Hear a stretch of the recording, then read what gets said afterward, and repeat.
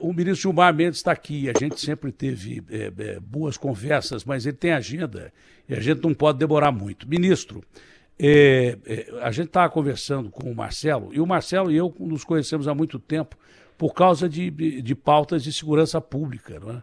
Que são pautas importantes para a nação. E eu chamei a atenção para o Marcelo concordou comigo, que o Marcelo é um dos caras mais ameaçados pelo crime ou organizado ou milícia no estado do Rio de Janeiro.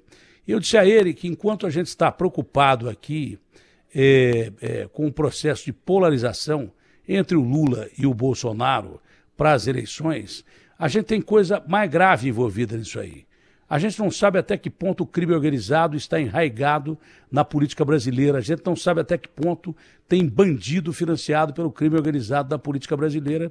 A gente não sabe até que ponto isso pode influenciar numa disputa não só polarizada, mas uma disputa sangrenta e até com crimes políticos. Nós nunca tivemos tão perto disso, porque nunca estivemos tão perto de bandido tomar conta de um estado como o Rio de Janeiro. Ele diz que são 58% das pessoas dominadas ali por milícias ou coisa parecida. Essa é uma preocupação, com certeza, do Supremo Tribunal, do senhor como cidadão e de todos nós, né, da interferência de entidades criminosas nessa política, de não ficar só na polarização democrática. Porque é democrático o cara ser da esquerda, da direita ou do centro. Agora, crimes que são praticados já dentro dos governos, né, que são apurados e tal, e que tem que ser melhor apurados. Realmente houve falha em julgamentos aí, com relação incestuosa de juiz com... Há uma preocupação com essa questão do crime organizado em todo o Brasil. O Rio de Janeiro é uma situação peculiar, tanto o Marcelo Freixo já falou aqui, como também o ex-ministro Raul Jungmann ressalta essa situação de uma população que está dominada, que está submetida a esses ditames de uma organização, seja ela milícia, seja ela o tráfico, e eu acho que a gente tem que prestar atenção nisso, onde eles entram, o Estado não está e o Estado sai, e o pior é também a corrupção do aparato do Estado. Nós sabemos disso. O que se fala é que a milícia e polícia, em parte, tem uma porta giratória, né? Parte é polícia, parte é milícia, e isso é preocupante. Nós temos visto todo esse arcabouço e essa estrutura da milícia, os incidentes e acidentes que tem havido, essas quedas de prédios na zona oeste do Rio de Janeiro, em suma, tudo isto é bastante preocupante e certamente, se não ameaça, não leva à ruptura democrática necessariamente, ela vai fazendo um processo de erosão da democracia. Acho que a gente precisa se preocupar com essa temática. Nós temos que organizar de maneira bastante mais profunda o Estado e focar nessa temática. Acho que o combate ao crime tem que se fazer de maneira enfática. O que a gente também tem ressaltado, e faz parte também da sua preocupação, é que não se combate o crime cometendo crime. É preciso que os agentes da lei se pautem pela pauta da legalidade. Ministro, uma outra preocupação é que quando a situação fica complicada e o Bolsonaro vê a possibilidade, a perspectiva dele poder perder a eleição, ele dá balão na área, como a gente fazia jogando no interior num jogo de fazenda. A situação ficava complicada, era chute para o meio do mato, e até achar a bola a gente tentava se recompor. Mas esses balões na área me parecem muito mais jogo de cena do que qualquer outra coisa engedrada. O senhor conhece as Forças Armadas melhor do que eu, muito melhor do que eu, pela sua posição, pelo seu cargo. Não me parece em nenhum momento, que a instituição fortíssima das Forças Armadas, parte do poder público importante, não me parece em momento nenhum que as Forças Armadas deram qualquer indício de um possível golpe militar. É que o Bolsonaro fala, olha, não sei não, vocês ficam votando esse outro cara aí, cuidado, e não diz por quê. Sempre dando a entender que as Forças Armadas podem provocar um golpe militar. Eu acho que está longe disso.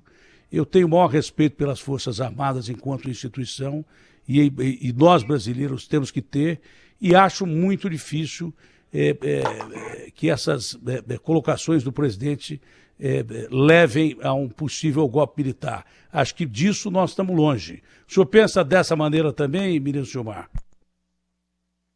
Eu tenho a impressão de que nós amadurecemos nesses anos todos e de quando em vez nós temos algum tipo de desvio, mas que é logo corrigido pelo próprio funcionamento das instituições. Eu me lembro de uma conversa longa que nós tivemos no Rio de Janeiro, em que você mostrou toda a sua cultura jurídica, visitamos Caximite e todo esse debate, e falamos da importância das instituições. E a gente tem visto isto no Brasil. A mim me parece que as Forças Armadas têm um compromisso claro com a Constituição, e é até ilegítimo usar seu santo nome em vão nessas pelejas políticas, né? Então é preciso que, de fato, isso seja reconhecido, seja, de fato, enfatizado esse compromisso. Não se imputa nenhum desvio às Forças Armadas nesses mais de 30 anos que nós temos tido de democracia sob a Constituição de 1988. E é uma construção que se vem fazendo desde o governo Fernando Henrique, se consolidou o Ministério da Defesa, os antigos ministérios militares passaram a integrar uma base comum e houve avanços nesse sentido. As Forças Armadas gozam de grande prestígio na população graças às ações que ela tem feito dentro dos marcos constitucionais. Por outro lado, nós reconhecemos também as forças políticas que se articulam para dar base ao governo e aos governos ao longo desses anos. O que se tem hoje é um governo com peculiaridades.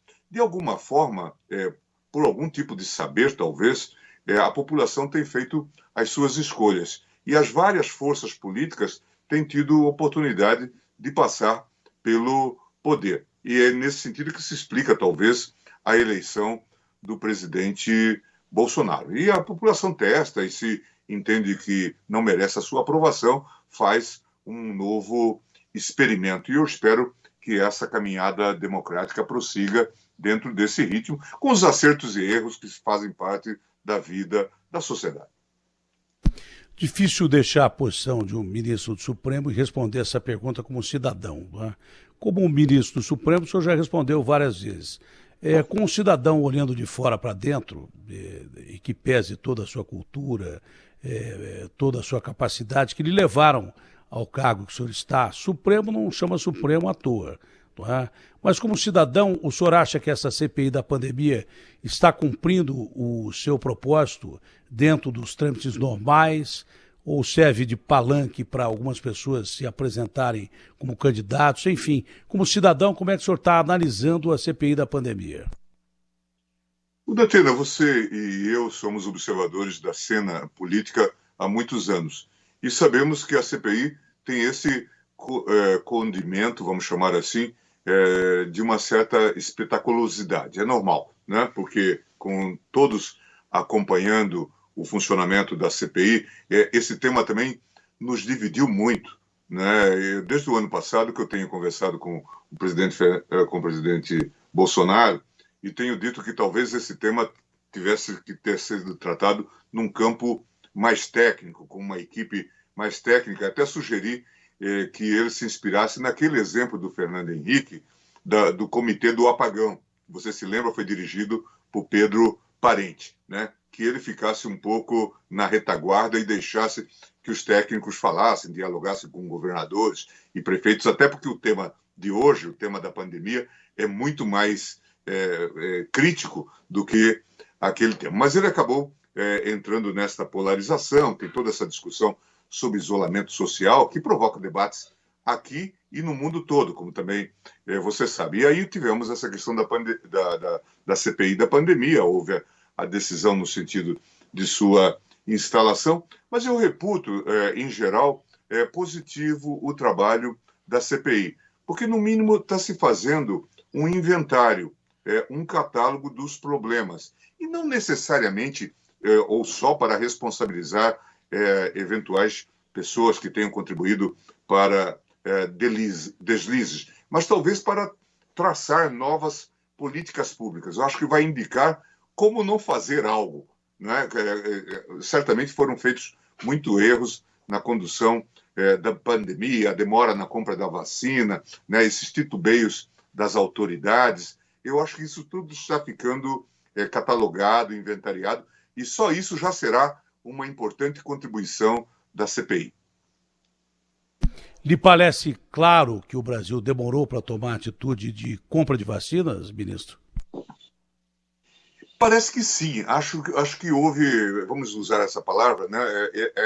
Essa tergiversação, talvez esse titubeio, exatamente talvez por falta dessa coordenação, né? Houvesse um grupo capaz de coordenar essa questão, como eu sugeri no tal comitê do apagão, certamente nós teríamos deliberações colegiadas, né, coletivas, de um grupo apto a fazer esse trabalho. Nós tivemos, então, essas perplexidades. E aí aparecem aí os capitães da cloroquina, essas pessoas que acabam vendendo facilidades e ilusões, e, de fato, isso gerou perplexidade. Agora, o que importa também é a gente organizar a fuga para frente. Vamos tentar vacinar, né? Vacinar rapidamente para voltar à vida normal, tanto antes quanto seja possível, né?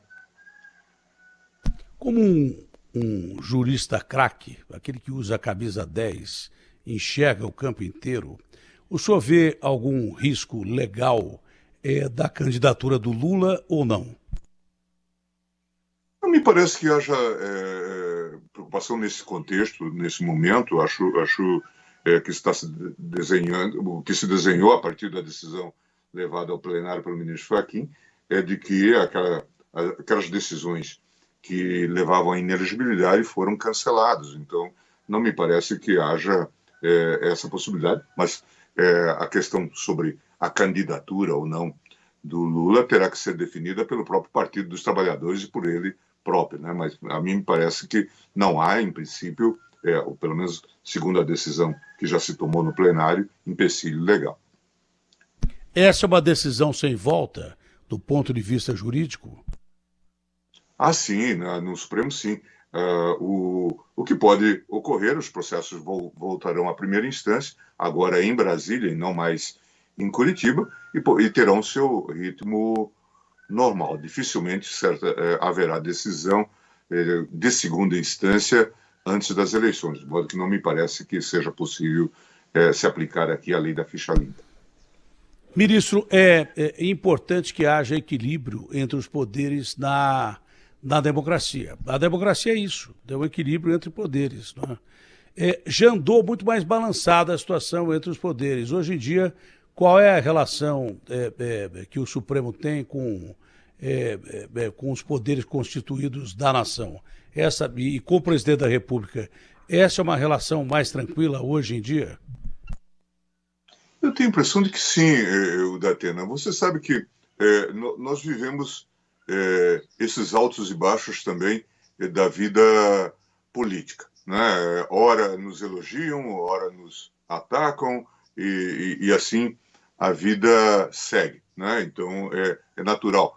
Quando a decisão favorece um aliado, né, as pessoas batem palmas. Esse é o verdadeiro Supremo. No dia que a decisão afeta a vida de um aliado, se diz, né, esse Supremo nós não reconhecemos, e é preciso compreender essa coisa. Aquelas pessoas que xingam o Supremo no domingo, às vezes estão lá na segunda-feira pedindo habeas corpus. Isso é muito curioso, né?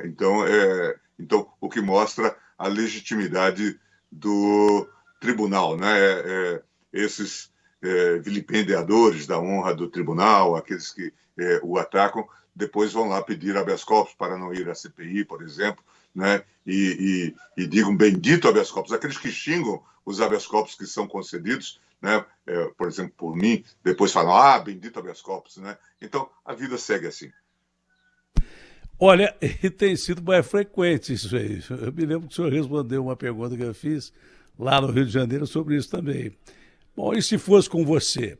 Essa é uma pergunta que é de uma utilização socrática fantástica. Um dia eu estava num Roda Viva, um determinado jornalista, que até já morreu, começou a me perguntar e eu devolvia com perguntas.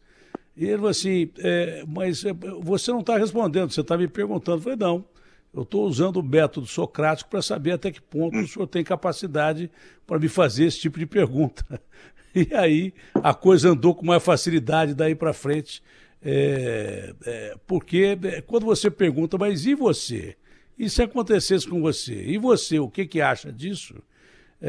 A situação fica complicada para quem está perguntando. Ministro, mas o senhor acha que daqui para frente o Brasil, em que pese entre nesse período de polarização, e é mentira que as pessoas não estão discutindo política, só estão falando nisso agora. Não falam outra coisa a não ser discutir política já para 2022. O senhor acredita que essas eleições serão eleições difíceis de se controlar ou a gente pode agir democraticamente, dentro da normalidade, nada de mais grave deve acontecer? Eu tenho a impressão que nós devemos nos organizar, e eu acho que todas as instituições têm que cuidar, para evitar o descambamento para a violência. Você mesmo, na fala anterior, quando conversava com o Freixo, falava disso, né, da necessidade de evitar violência, evitar ataques, até práticas que nós não conhecemos, né? Nós tivemos isso na República Velha, mas depois disso nós superamos, né? Normalmente não, esse episódio que quase levou a óbito o presidente Bolsonaro é uma coisa recente, vamos dizer assim, na nossa prática política, né? Nos tempos mais recentes nós não tínhamos esse tipo de violência e devemos deplorar e tentar que isso seja de fato eliminado, né? Nós não podemos trazer a violência para o campo político. E eu torço, inclusive, para que haja maior racionalidade. Você sabe, por exemplo, que eu sou um defensor do voto eletrônico e tenho feito tudo para esclarecer, passei pela presidência do TSE e tenho dito que isso tem que ser pacificado, tem que ser esclarecido. Não há fraudes, mas é preciso que faça toda a vistoria que se quiser no sistema eletrônico, no sistema de votação eletrônica, para tirar todas as dúvidas, para também tirar qualquer pretexto. Porque podemos ter uma eleição bastante renhida em que o eventual perdedor saia reclamando de fraudes e coisa do tipo para prestar, inclusive, ações políticas de outro nível. Então é importante que a gente zele pelas instituições e a instituição tem que atuar preventivamente, como você bem sabe. Como eu quero abreviar a entrevista, porque o senhor tem agenda e agenda longa, a próxima pergunta seria essa realmente, que o Bolsonaro está insistindo no voto impresso. O senhor é a favor do voto eletrônico, mas desde que haja um esclarecimento público de que ele é realmente seguro. É isso que eu entendi? Eu estou seguro disso, não tenho nenhuma dúvida. Eu tive até um diálogo com o presidente da Atena, que foi muito engraçado. Ele disse que tem técnicos que asseguram a ele que ele ganhou as eleições no primeiro turno. E eu disse, o senhor não ganhou a eleição no primeiro turno.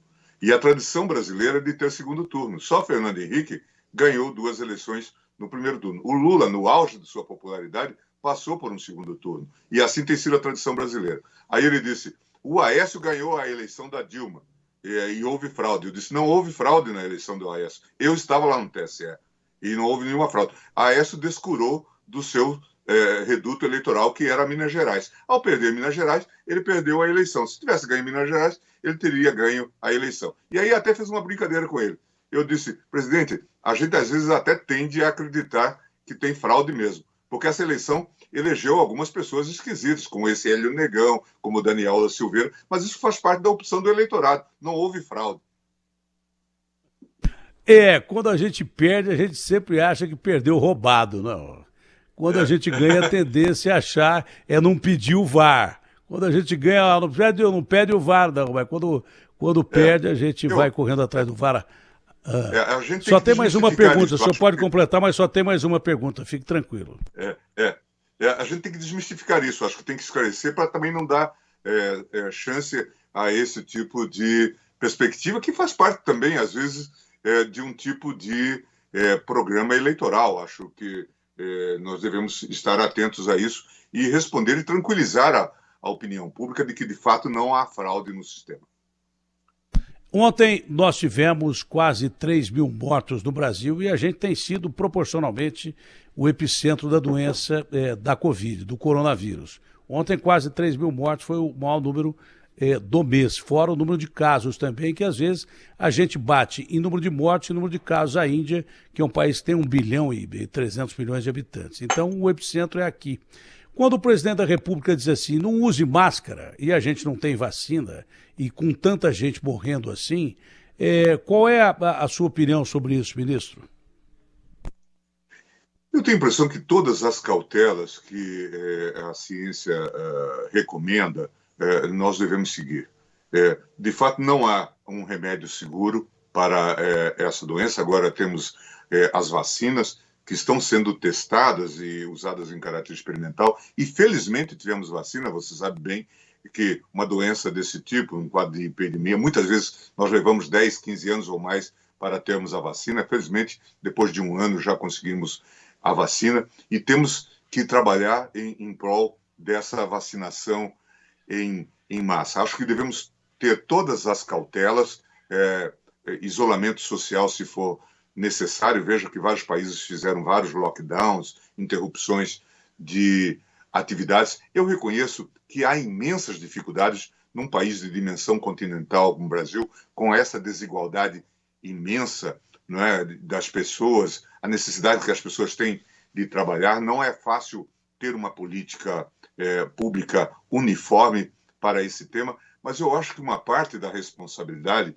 e eu volto até a essa minha conversa lá de março do ano passado com o presidente, é do próprio governo federal. Tivesse uma melhor coordenação, uma adequada coordenação com a presença de estados e municípios, as próprias medidas seriam muito mais concertadas, seriam muito mais consensuais, e nós não teríamos esse bate-cabeça, né? Um município decidindo de uma forma, o estado de outra, e a União recomendando uma outra diretriz. Mas também não vamos chorar aí pelo leite derramado, né, Datena? Vamos tentar fazer esforços no sentido de caminharmos para uma ampla vacinação e, tanto quanto possível, vamos seguir as prescrições da ciência. Eu acho que isso é fundamental. Não vamos tentar, não vá o sapateiro além da sapata, né? Não vamos fazer com que nós agora nos investamos no papel de médicos e cientistas. Vamos seguir as prescrições recomendadas pela ciência. A vida do direito é uma luta dos povos, do poder estatal, das classes e dos indivíduos. De fato, o direito só tem significado como expressão de conflitos representando os esforços da humanidade para se domesticar. Isso aí o senhor deve ter estudado bem quando o senhor esteve na Alemanha. Foi um dos maiores juristas alemães de todos os tempos. Para encerrar, ministro, a entrevista boa é quando o entrevistado fala, e não quando o perguntador pergunta coisas que às vezes não estão nem no contexto. Faltou alguma coisa que o senhor queria falar hoje e eu não perguntei? Não, Datena, é sempre um prazer. Eu estava com saudades de você. Queria deixar aqui o meu abraço, dizer da simpatia que eu tenho pelo seu trabalho. Você sabe da minha admiração, mas é sempre bom a gente dizer. Queria também deixar um abraço para o seu filho, desejar que tudo corra bem. Ministro, foi um prazer conversar com o senhor. Um bom dia, paz, saúde, prosperidade. Acima de tudo, muita saúde mesmo. Um abraço grande, ministro. É um prazer muito enorme obrigado, falar com o senhor. Um abraço a toda a sua equipe. Tchau, ministro. Agostinho Teixeira, boa noite, Agostinho Teixeira. Mas valeu, hein? Hoje fui um ouvinte privilegiado, telespectador também, né? Porque agora temos imagens, sempre esqueço.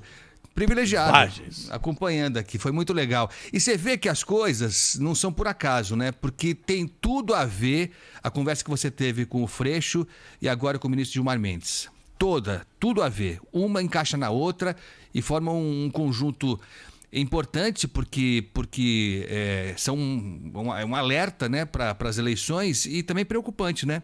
Porque a perspectiva não é das mais animadoras, né? Se a gente não ficar de olho, não prestar atenção no que disseram essas duas figuras importantes, a gente pode ter